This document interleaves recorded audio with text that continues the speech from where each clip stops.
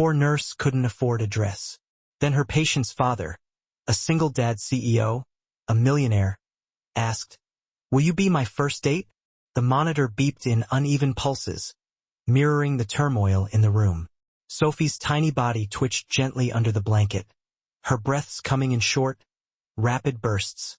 Her eyes blinked in confusion, unfocused. She was only 3 years old, but this sterile room and its cold machines had become all too familiar. Another seizure, another frightening storm. "We need to administer diazepam now," the doctor stated firmly, pulling a vial from the drawer. "Wait," Maya interjected, stepping forward, her voice calm but firm. "Just give me a minute, please." The doctor paused, frowning slightly. The nurse monitoring the vitals shot her a surprised look. "You have 60 seconds, the doctor muttered impatiently. Maya approached Sophie's bed as if it were a sacred space. The child flinched at her approach. Maya gently scooped her up, cradling her close. Sophie's body was tense, her muscles rigid. Maya swayed gently, and then she began to sing. "You are my sunshine, my only sunshine." Her voice was soft, barely audible. The room seemed to grow still. The monitor continued to beep, but the rhythm was more even now. Sophie's small shoulders began to relax. Her hands, which had been clenched tight, loosened and grasped the fabric of Maya's scrubs. Her cheek rested against Maya's collarbone. "You'll never know, dear, how much I love you." By the time the verse ended, Sophie's breathing had become calm and even. Her body was relaxed. Her grip was gentle but secure. The crisis had passed. Behind the privacy curtain, Adam Reyes stood motionless. He had come to check on his daughter again, but stopped in his tracks when he heard that voice. That song. It had been 2 years. His wife used to sing that exact lullaby every night before bed. Even on the most difficult nights, she hummed it into the baby monitor while Sophie struggled with her illness. And then, after the funeral, the music had stopped completely. Until now. Adam gripped the curtain tightly, then released it. His hand trembled slightly. He remained still and silent, afraid to break whatever spell had enveloped the room. Maya, unaware of his presence, held Sophie with the tenderness of someone who had done this countless times. She whispered something into Sophie's hair as the child blinked sleepily, then gently laid her back down and covered her with the blanket. It was the first time Adam truly saw her, not just as a nurse or a figure in scrubs moving in and out of his daughter's life, but as someone who had reached into Sophie's silent world and soothed it. Someone who remembered how to be gentle when the world had forgotten. Later, he learned her name was Maya Thompson. She was 30 years old, working night shifts while she completed her nursing degree. Quiet, dependable, kept to herself. Some nurses mentioned that she worked 2 other jobs to make ends meet. No one knew much else about her. Maya never lingered. She came in, performed her duties, and left quietly. She lived alone downtown in a small, modest apartment. Adam learned these details not by asking, but because people noticed. Maya was the type of person who faded into the background unless someone needed help. Then, suddenly, she was the only one who mattered. For the past 3 months, Maya had been assigned to Sophie's wing. It wasn't intentional, just a routine scheduling change. But something significant had shifted. After Sophie's mother died, the little girl stopped speaking altogether. Her words simply vanished. Although she could hear and understand everything that was said, Sophie never responded. She didn't cry, didn't laugh. The only things that seemed to comfort her were familiarity, routine, quiet surroundings, and dim lighting. Even Adam had to speak to her softly, as if she were made of delicate glass and might shatter at any moment. But that night, when Maya sang, Sophie had reached out, and for the first time in 2 years, she held on tight. Adam owned a small chain of bookstores throughout the state. After losing his wife, he took a step back from the business, delegating the day-to-day operations to others. He immersed himself in routine, much like Sophie. He didn't have room for anything else in his life. Grief left no space for hope. And yet, in that hospital room, he had felt something awaken within him. Not love, not exactly. Something softer, something akin to a breath of fresh air. Hope.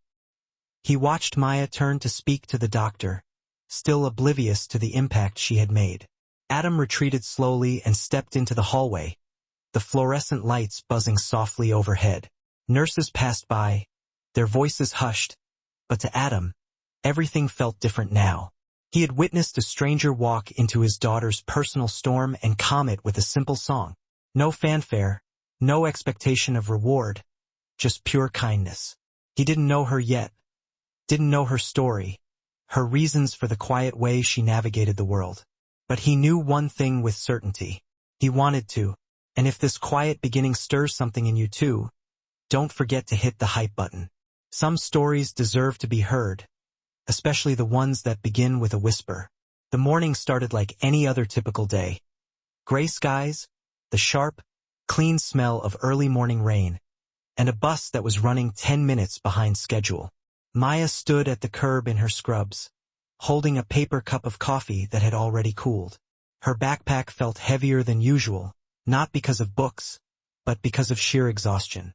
Balancing 2 jobs, a full-time course load, and the emotional toll of caring for children like Sophie didn't exactly leave much room for relaxation. She was crossing the last intersection before reaching the hospital when a car, making a sharp turn on a yellow light, clipped the edge of her backpack. The sudden jolt threw her off balance. She managed to catch herself, placing her palms against the rough pavement, scraping her knee in the process, and spilling coffee across the sidewalk. The driver didn't even bother to stop. A man in a business suit glanced at her from across the street, but continued walking without offering assistance. Typical, Maya thought to herself, shaking her head slightly. She slowly got to her feet, brushed the dirt off her hands, and limped towards the staff entrance of the pediatric wing. Arriving just 5 minutes before her shift was scheduled to begin, no one seemed to notice the slight drag in her right leg as she moved down the hallway. She didn't mention it to anyone. What was the point? This was simply life. You just had to keep moving forward. The shift turned out to be particularly demanding. Sophie had a restless morning, refusing to eat breakfast and curling up into herself when the physical therapist arrived. Maya devoted extra time and effort to coaxing her out of bed, offering her a lavender-scented cloth and gently narrating each step of the morning routine in a soothing tone. At one point, Sophie's favorite stuffed elephant rolled under the bed. Maya crouched down to retrieve it, her knees protesting with stiffness, a quiet hiss escaping her lips as she straightened up. Unbeknownst to her, Adam had been observing from the doorway, his arms crossed in contemplation. He didn't speak, nor did he offer to help. He simply stood there for a moment, then turned and walked away. Maya tucked the stuffed elephant under Sophie's arm and continued with her duties as if nothing had happened. By the end of the shift, her body felt as heavy and unyielding as stone. She didn't realize the extent of the bruising that had formed beneath her scrubs. She made her way to the break room to gather her belongings, opened her locker with a sigh, and then froze in surprise.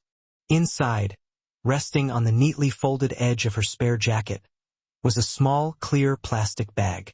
It contained a tube of pain relief gel, 2 packets of medicated bandages, and a roll of compression wrap.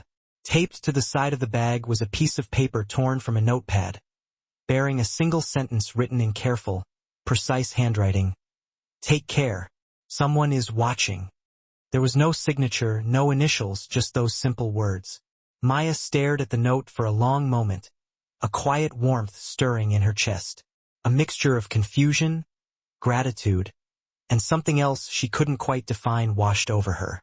She glanced around the empty break room, half expecting someone to jump out and reveal it was all a joke, but no one appeared. Later, she casually inquired among a few of the other nurses if anyone had been in her locker. They all shook their heads, denying any knowledge. A few of them raised their eyebrows in curiosity, and one even joked about her having a secret admirer. Maya simply smiled politely and tucked the note into her pocket.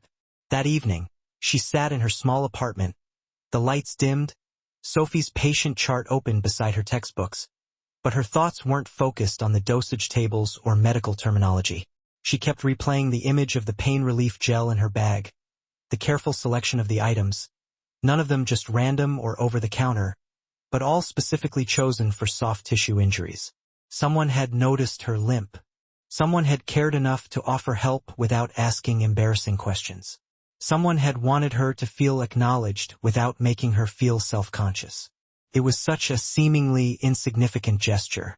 But sometimes, small acts of kindness are like a refreshing rain after a long, crippling drought. Sometimes they are exactly what you need. She lay down that night with her hand resting gently over her injured leg, not because of the lingering pain, but because of the swirling thoughts in her mind. In another room, Adam sat on the edge of a chair beside Sophie's bed, watching his daughter breathe steadily in her sleep. The lullaby from the previous night still echoed in his memory, fainter than a sound, but more resonant than silence. He remembered the way Maya had winced in pain when she knelt down, how she had remained silent, focusing entirely on Sophie's needs.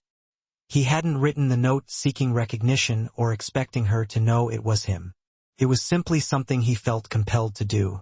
That was all. But he didn't fall asleep easily that night because kindness, when given anonymously, has a mysterious way of echoing back into the giver's heart. The summons came shortly after lunch. Maya was washing her hands at the nurse's station when her name resounded from the intercom speaker. Maya Thompson, please report to the administrative office immediately. The tone in the announcement was sharp and urgent. A few heads turned in her direction. She dried her hands slowly, consciously trying to maintain her composure. But by the time she reached the elevator, her palms were already damp with anxiety. Inside the office, the atmosphere felt stiflingly tense. Dr. Kelman, the chief of pediatrics, sat behind his large desk. A senior administrator stood beside him, her arms folded tightly across her chest. A file lay open on the desk, a detailed report clipped to the top page.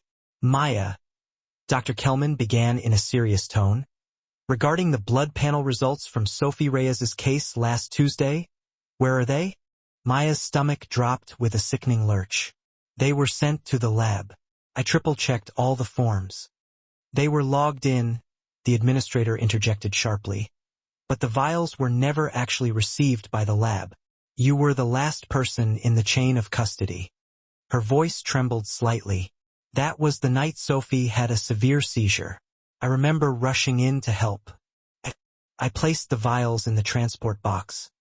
But the words sounded weak and unconvincing in the tense silence that followed. Dr. Kelman closed the folder with a decisive snap.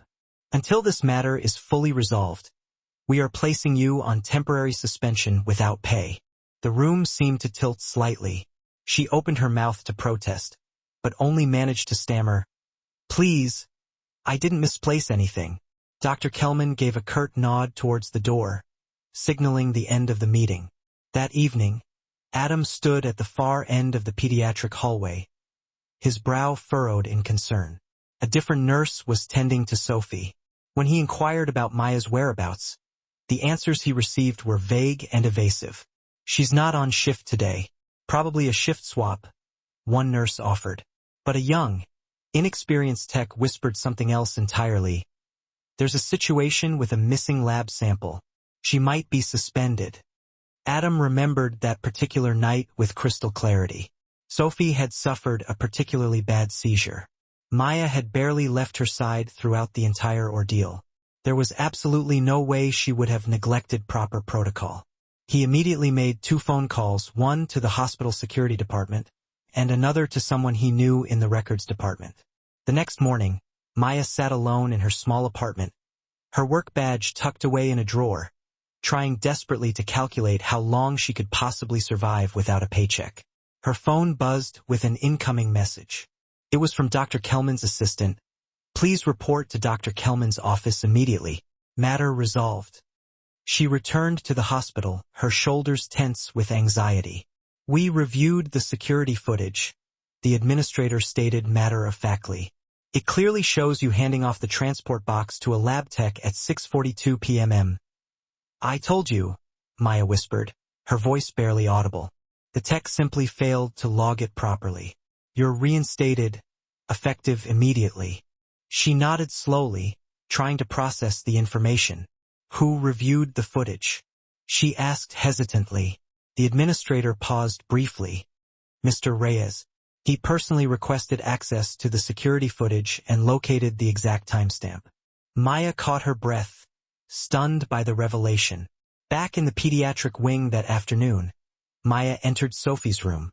The little girl's face lit up with joy, her arms outstretched, no longer shy or afraid.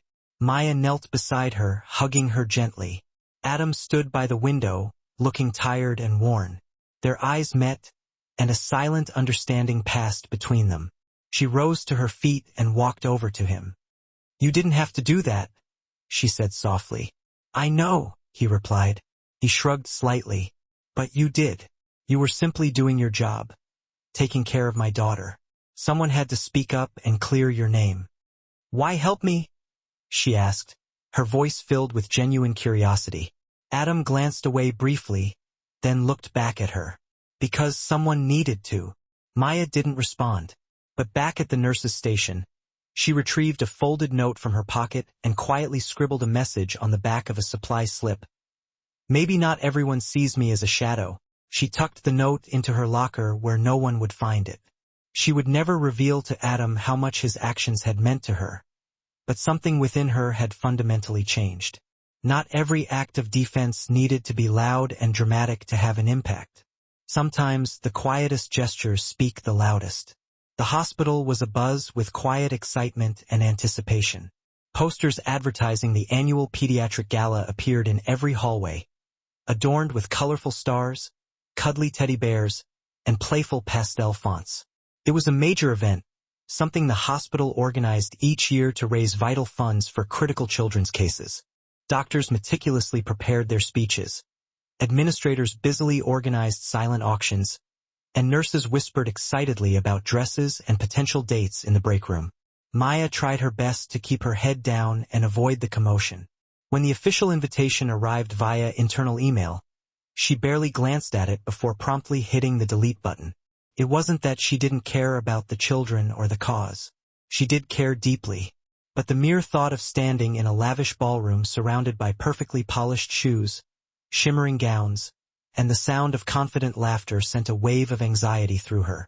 She didn't have a suitable dress, nor the money to buy one, and certainly not the free time between her demanding shifts and rigorous night classes. But beyond the practical obstacles, there was a deeper, more profound reason for her reluctance. She simply didn't feel like she belonged there. Not in that world of chandeliers, expensive champagne, and polite applause. Her true place was beside hospital beds, in quiet rooms with constantly beeping monitors, where her hands could make a tangible difference. She told herself it was perfectly fine to miss the gala. The evening before the grand event, she stayed late to organize Sophie's medications and treatment schedule. The little girl had fallen asleep early, peacefully clutching a stuffed lamb that someone had generously donated the previous week. The hallway outside the pediatric wing was deserted as Maya walked towards the staff room to retrieve her coat and prepare to head home. That's when she saw him. Adam stood near the doorway, holding a long, rectangular box wrapped in plain brown paper and tied with a simple navy blue ribbon. He looked somewhat awkward and uncomfortable, as if he had meticulously rehearsed something but was already regretting it. "Good evening," Adam said, recalling a formal greeting from his grandfather's old recordings. She stopped a few feet away from him. "I didn't expect to see you here," she admitted. He hesitated for a moment. "I know this is incredibly last minute and probably presumptuous of me," he began. She raised an eyebrow gently, inviting him to continue. "I heard you weren't planning to attend the gala," he continued. "And that's perfectly okay, of course. I just thought that if you happened to change your mind." He held out the box towards her. Her heart skipped a beat. "I hope you don't take this the wrong way," he said, lowering his voice slightly. "But I saw this and thought it might suit you. It's simple, and I know I'm not really someone who does things like this often." There was a brief pause. Then he added quietly, "Will you be my first date? In a long time." Maya blinked, caught completely off guard by his unexpected question. He appeared genuinely serious, not trying to be charming or coy, just utterly sincere. Nervous, even, She took the box from him, her fingers brushing against his briefly. The unexpected warmth startled her more than she anticipated. He didn't wait for her to give him an answer. "No pressure at all," he said softly. "Just think about it." And then he turned and walked away, leaving her standing alone in the hallway. Back in her small apartment, she sat on the edge of her bed, staring at the box for a long time before finally untying the navy blue ribbon. Inside, nestled in layers of delicate white tissue paper, was a deep sapphire blue dress, meticulously folded. It was elegant but understated, the kind of dress someone might choose to wear to a quiet, meaningful celebration. No glittering sequins, no dramatically revealing cuts, just a soft, flowing drape, a gently curved neckline, and a subtle sense of strength woven into the very stitching. She held it up against herself in front of the mirror. It looked perfect, almost suspiciously perfect. She carefully stepped into it, pulling it over her shoulders and adjusting it in front of the mirror. It fit her as if it had been custom-made for her. That's when she noticed a small note tucked into the corner of the box. A small, handwritten card in a firm, slightly slanted script. She never got the chance to wear it. I thought maybe now is the right time for it to live. Maya's breath caught in her throat. She slowly folded the card, pressing her fingers firmly into the crease. Of course, the dress wasn't simply a dress. It carried a story, a poignant memory, a heavy weight. It had belonged to Adam's late wife. Suddenly, the seemingly perfect fit no longer felt like a compliment. It felt more like a haunting reminder of someone else's life. Maya sank down heavily on the edge of the bed, still wearing the dress. Her reflection stared back at her from the mirror, elegant, composed, and utterly unsure of who she was anymore. The dress was undeniably beautiful, but she couldn't shake the feeling that she was borrowing someone else's identity, someone else's place in Adam's heart. The grand ballroom shimmered under the dazzling light of crystal chandeliers, casting a warm, golden glow over tables impeccably dressed in crisp white linen and gleaming silverware. The hospital's annual gala was in full swing.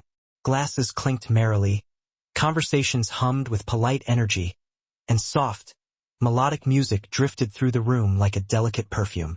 Maya stood near the entrance, frozen for a brief moment. The second she stepped inside, something subtly shifted in the atmosphere. Not a complete silence, but a noticeable change in the air, as if her presence had slightly altered the room's focus. She could feel the curious eyes, some surprised, some warm, some guarded, all directed towards her. In her elegant sapphire blue gown, her golden hair swept up into a soft, sophisticated bun. She was almost unrecognizable, even to herself. She was no longer the perpetually exhausted pediatric nurse in sensible shoes and worn scrubs. Tonight, she felt like a borrowed version of someone else, someone who rightfully belonged in this opulent setting. A few guests offered polite compliments. "You look lovely. I almost didn't recognize you." She smiled politely, nodded in acknowledgement, and continued walking further into the room. Then, as she approached the refreshment table, she overheard fragments of conversation. "Isn't that the dress?" "What do you mean, from his wife?" "I saw her holding it once. It was for their wedding anniversary." "Gala. She died that fall." A pause. "I didn't realize he'd kept it all this time. And now it's on her. Did he seriously give that to a nurse? That's pretty bold." "She looks great in it. But still, who does that? Dressing the new girl in the last one's memory. God, that gives me the chills. No offense to her, but isn't it a little sad? She's sweet, but maybe she's just a stand-in for his deceased wife. They didn't realize she was within earshot. Or perhaps they simply didn't care."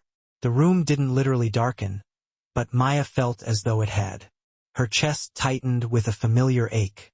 She turned away abruptly, gripping the back of a nearby chair to steady herself. Her fingers dug into the soft fabric. She hadn't wanted to come in the first place. She'd told herself she wasn't ready, that she didn't belong in this world.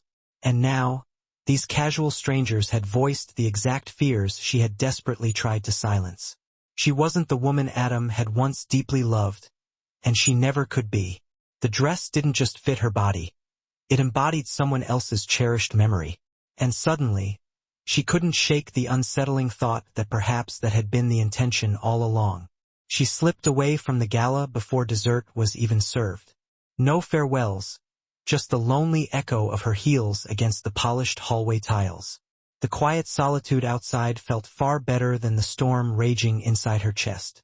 Back in her small apartment, she didn't even bother to change out of the dress. She simply stood in front of the mirror, her coat discarded on the floor, the dress still clinging to her body like an unspoken question she didn't want to ask. The woman looking back at her was elegant, poised, and utterly unfamiliar. She stared intently at her own reflection, then whispered, her voice barely audible.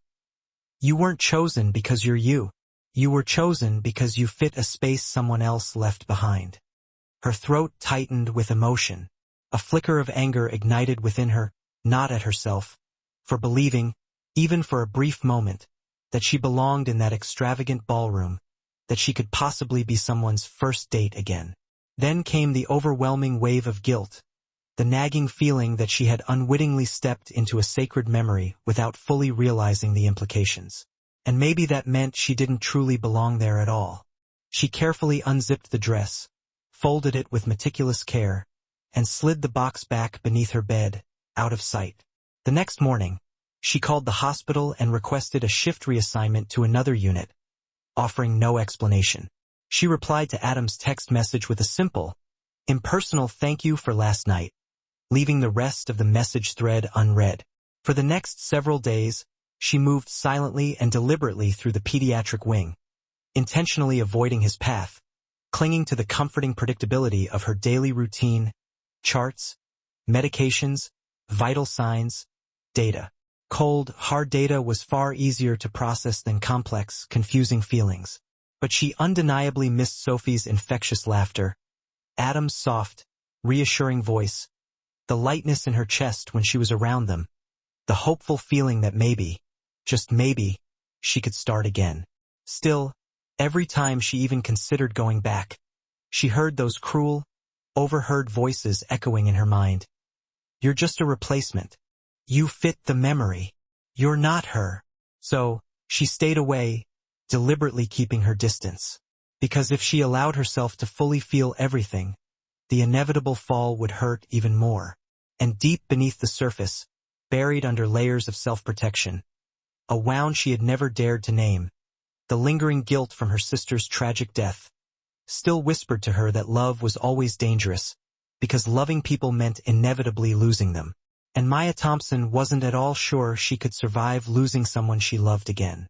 The hospital hallways were quieter than usual, the kind of profound quiet that settles in only at the very end of a long, arduous year. Outside the windows, the world was eagerly preparing for dazzling fireworks and romantic midnight kisses. Inside, Maya was simply finishing her shift, wearily tugging her coat off the back of the break room chair and rubbing her tired eyes. She was halfway to the main exit when a nurse from the pediatric unit came rushing down the hallway, her face etched with panic. "Maya, room 417. Sophie's having a seizure, a bad one." The words hit Maya like a physical blow, stealing her breath. She instinctively dropped her coat and ran, her heart pounding in her chest. By the time she reached the room, chaos had already erupted. The on-call night doctor was frantically preparing a sedative, monitors blaring with erratic readings. Sophie's small body was arching and trembling uncontrollably, her face pale and slick with sweat. Adam stood frozen in the corner, his hands clenched so tightly that his knuckles were bone white, his entire body shaking. His eyes met Maya's the instant she entered the room. No one had to tell her what to do. She rushed across the room, climbed onto the bed beside Sophie, and carefully pulled the child into her arms, being mindful of the delicate 4 lines. Sophie's body was rigid and jerking violently, but Maya held her close, shielding her from the chaos around them. She whispered something soothing into Sophie's ear, then raised her voice slightly, singing, "You are my sunshine, my only sunshine," the same familiar lullaby, repeated again and again, her voice cracking with emotion but remaining steady and unwavering. You make me happy when skies are gray. The violent tremors began to subside. Sophie's breathing evened out, punctuated by soft, hitching sobs. Her tiny fingers gripped the fabric of Maya's scrub top. Her forehead pressed against Maya's collarbone, seeking comfort. The piercing alarms began to quiet down. The doctor stepped forward and administered the sedative, hoping to finally break the seizure. The immediate crisis had passed, but nothing could break the profound stillness of that moment. Maya rocking gently back and forth, singing through her tears, and the little girl who had once been completely silent, now whimpering softly in her arms, seeking solace. Adam slowly collapsed to the floor. He slid down the wall, his legs splayed out in front of him, his face buried in his hands. The room slowly emptied as the medical staff dispersed, but Adam's personal storm had only just begun. When everything had finally calmed down, Maya lowered herself to the floor beside him, still cradling Sophie securely in her arms. I thought I was going to lose her, he whispered, his voice hoarse with fear. You didn't, Maya replied softly, offering him what little comfort she could. I've never been that afraid in my life. His voice broke. Not even when the doctors told me my wife wasn't going to make it. She didn't speak, understanding that words were inadequate in the face of such raw emotion. Her quiet presence was grounding, offering him a sense of stability in the midst of his turmoil. And I've never... He hesitated, searching for the right words. I've never seen anyone walk into something that terrifying and make it look like love. He looked at her, his eyes still glazed with tears, but filled with a newfound sense of certainty. I'm not good at this, starting over, knowing what's right. But what you did for her, for me, I can't ignore that. She blinked back tears, stunned by the intensity of his words. I gave you that dress, he said gently, his voice filled with a mixture of regret and hope. Not because I didn't want to just relive something, but because you deserved something beautiful, and I needed a way to ask you to stay. Her throat tightened. He reached out and took her free hand. You didn't wear that dress to replace anyone. You wore it because you're the first person who sees us, both of us, and stays. Her tears weren't about shame anymore. They were about being seen fully, completely. When nurses came to transfer Sophie back to bed, Maya and Adam stayed behind in the quiet waiting room, the hum of the vending machine the only sound. Maya turned toward him. I've never told anyone this. He nodded, still holding her hand. 5 years ago, I was watching my nephew. He fell, just a short fall, but he hit his head. I panicked and called my sister. She rushed to come home and was in a car accident. She didn't survive. His expression didn't change, but his grip tightened. I've carried it ever since, Maya said. I wasn't careful. Killed her. No, Adam said firmly. She swallowed. I don't let people close. I think if I do, I'll lose them or worse, hurt them. He sat with that for a moment, then quietly said, We don't get to choose how our past ends. She looked up. But we do get to choose how the next part begins. She tried to speak, but no words came, just a shaky breath. He leaned closer and rested his forehead gently against hers. I want my next part to begin with you. And as fireworks cracked far beyond the hospital walls, Maya didn't run. She didn't doubt. She let herself be beheld. The smell of old paper and fresh paint filled the back corner of Reyes and Company's bookstore. It had once been a forgotten space used for storage, stacked high with unopened boxes and worn-out displays. But now, sunlight poured onto the freshly laid rugs, illuminating a low shelf filled with books wrapped in soft covers. Stuffed animals perched beside reading pillows. In the center, a sign carved by hand in warm wood letters read, The Sunshine Room. It was Maya's idea, but it was Adam's heart that truly brought it to life. After New Year's, after that long night in the hospital, something in both of them had shifted, had subtly changed. There were no grand declarations, no promises too big to keep, just a quiet understanding. Adam stopped pretending he didn't watch her walk into the pediatric wing each morning. Maya stopped pretending she didn't wait for Sophie's giggle echoing down the hallway. So when Adam asked weeks later if she might help him build a space for children recovering from long hospital stays, a space of calm, of color, of story, she said yes without hesitation. I wanted to feel safe, he had said, like a place where someone could find a little bit of magic, even if they're still scared. Maya smiled and wrote down the first word that came to mind. Sunshine.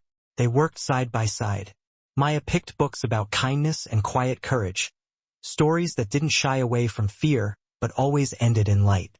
Adam arranged shelves low enough for tiny hands to reach. When they disagreed, they laughed. When they agreed, they built. The room opened on a quiet Thursday afternoon. No ribbon cutting, no press release, just Maya standing in the doorway, watching Sophie toddle into the center of the room with wide eyes. The little girl ran her hand across a soft armchair and pointed to a book with a yellow cover. Maya knelt beside her. Do you want me to read this one? Sophie nodded. And then, without warning, without coaxing, she spoke. Sunshine, she whispered. Adam froze in the doorway. He looked at Maya. She was crying. Sophie said it again, this time more clearly, pointing up at the carved sign. Sunshine. It was her first word in months. Adam slowly walked in and sat behind them, close enough to touch. But he didn't. He just watched. Maya opened the book and began to read, her voice steady and soft. It was a story about a girl who planted a garden in the middle of a storm, about how something beautiful could still grow even when the world didn't feel safe. Sophie leaned her head against Maya's shoulder. Adam closed his eyes for a moment and breathed in. This was not a grand finale. It wasn't a fairy tale ending. The hospital still called. Sophie still had checkups. Maya still had night shifts. Life was not magically fixed. But there, in that small corner of a quiet bookstore, surrounded by stories, something had begun to heal. 2 hearts, 1 room, and the softest word in the world, spoken by a girl who had once forgotten how, echoed into the shelves. Sunshine. The table was small, tucked by the window of a quiet bistro that smelled faintly of rosemary and fresh bread. The lights were low, the music soft and almost forgettable, just enough to fill the silences without interrupting them. Maya sat across from Adam, her hands resting around a warm ceramic cup. She wore no makeup, no heels, just a pale blue sweater and the same quiet smile that had once stopped a child's tears with nothing but a song. Adam wore a collared shirt, slightly wrinkled, sleeves rolled up to the elbows. He looked at ease, but Maya noticed the way his foot tapped softly under the table, a sign of nerves, a little unsureness. She liked that he was still capable of being unsure, still capable of vulnerability. The waiter brought their food, pasta, simple, comforting, and left them in peace. So, Adam said after a few bites, this isn't a gala, no ballroom, no borrowed dresses, Maya replied, a small grin tugging at her lips. He shook his head. And no ghost tonight. She looked down for a second, her expression unreadable. Then she met his eyes. Good, she said softly. I'm tired of living in borrowed shadows. Adam reached across the table, palm up. She placed her hand in his without hesitation. They stayed like that, fingers laced gently, neither rushing the moment. It took me too long to ask you out, he said. I kept thinking I had to wait for the right time, or the right reason. Maya tilted her head slightly. And now? Now he took a deep breath and smiled. Not the polite kind, but the kind that reaches the eyes, that crinkles the edges. Now I know I don't need a reason. He let the words settle between them, then added more quietly. This time it's not about healing anyone. It's not about Sophie or guilt or second chances this time. It's just about sitting across from someone who makes me want to live one more day. Maya blinked. Her throat tightened unexpectedly. She didn't look away. You make me feel like I can stay, she whispered. He stood slowly, walked around the table, and extended a hand. This time not as a gesture of comfort or protection, but something lighter. Beginning. Maya stood too. She looked up at him, eyes warm, heart open. Their kiss was unhurried, gentle. No promises, no plans. Just 2 people who had walked through silence, sorrow, storms, and found each other on the other side. Outside, the night was still. The world kept turning. But in that small bistro under soft lights, a first date became something more. And this time, neither of them was alone. Thank you for joining us on the journey of a room with two hearts. A story not just about love, but about healing, forgiveness, and two souls learning how to begin again. If Maya, Adam, and little Sophie touched something in your heart today, we would be honored if you helped us share this feeling with more people. Subscribe to our channel so you never miss the next soul-stirring story. And if this one moved you, hit that hype button to let us know. We are soul-stirring stories, where the quietest moments can carry the loudest meaning. See you in the next story.